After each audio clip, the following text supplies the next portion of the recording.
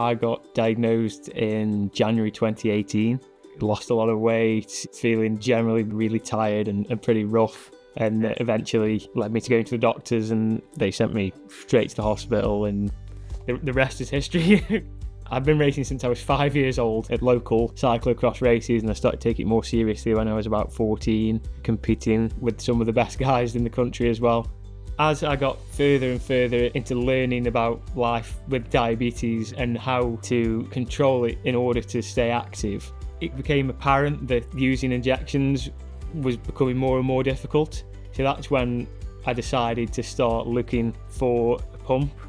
The big decider for me at the time was that T-Slim's Dexcom integration was leaps and bounds ahead of what else was out there, and I thought that would be really helpful for me.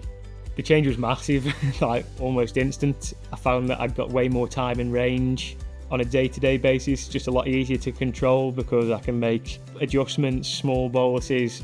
On the bike, huge difference because it's in my back pocket. I could check it as many times as I wanted. I could make adjustments on the fly. With diabetes, there's always a lot to think about, and using the pump takes it away and you don't have to think about it.